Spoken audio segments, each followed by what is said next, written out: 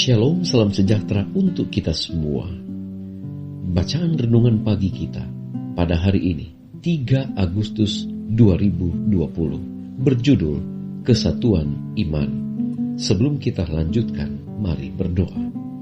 Bapa di sorga, terima kasih untuk berkat yang kami terima pada pagi ini. Kami boleh bangun dengan tubuh diberkati. Ketika kami akan membaca dan merenungkan firman-Mu, Roh Kudus-Mu menuntun hati dan pikiran kami. Firman ini menjadi berkat dan penuntun di dalam kehidupan kami. Dalam nama Yesus kami sudah berdoa. Amin. Ayat tema kita pada hari ini diambil di dalam kitab Wahyu pasalnya yang ke-14, ayatnya yang ke-12. Firman Tuhan berkata, yang penting di sini ialah ketekunan orang-orang kudus yang menuruti perintah Allah dan iman kepada Yesus.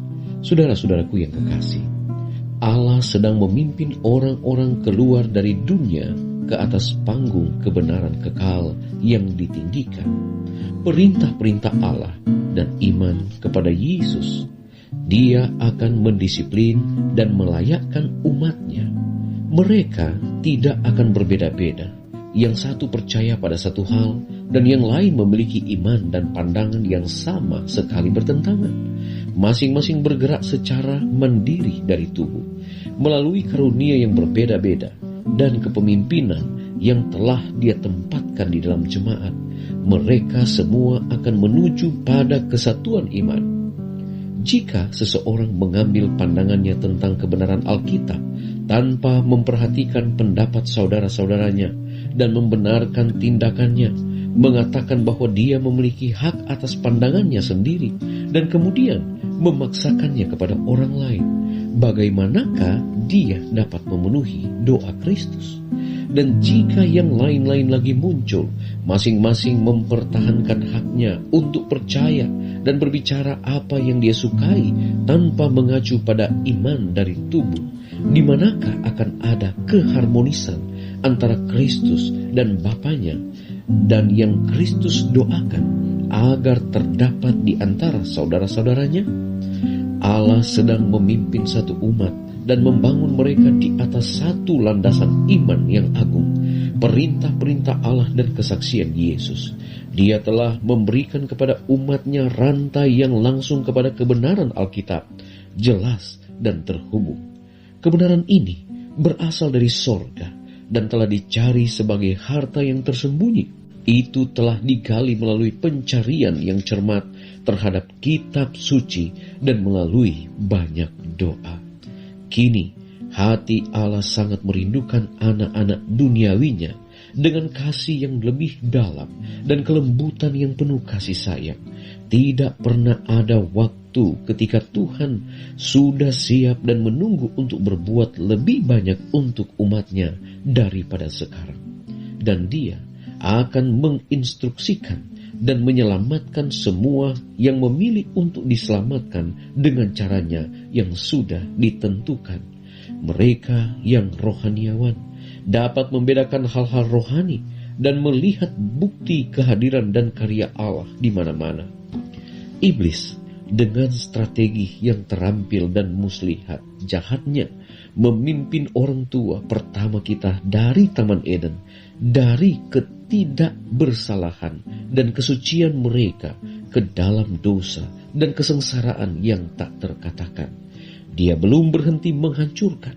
Semua kekuatan yang dia miliki digunakannya dengan tekun pada hari-hari terakhir ini untuk memperdaya jiwa-jiwa yang jatuh.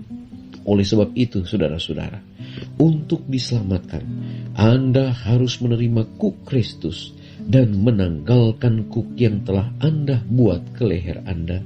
Kemenangan yang diperoleh Yesus di padang gurun adalah janji kepada Anda tentang kemenangan yang mungkin Anda peroleh melalui namanya. Satu-satunya harapan dan keselamatan Anda adalah mengalahkan sama seperti Kristus telah mengalahkan dosa.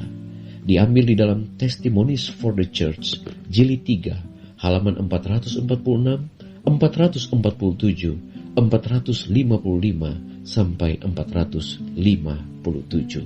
Mari berdoa. Bapa di sorga, kami bersyukur untuk firman-Mu pagi ini. Kami diajak untuk memiliki kesatuan iman.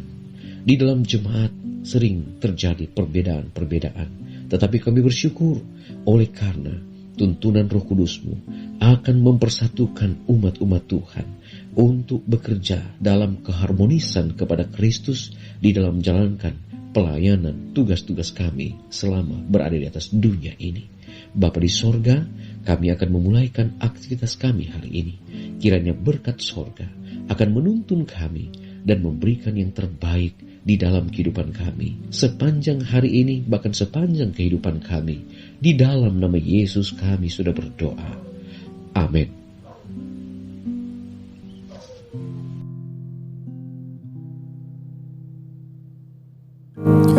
Benarkah ada mujizat bagi yang memohon? Benarkah ada mujizat bagi yang berharap?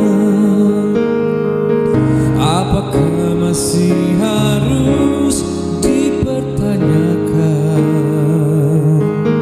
Apakah masih harus diragukan?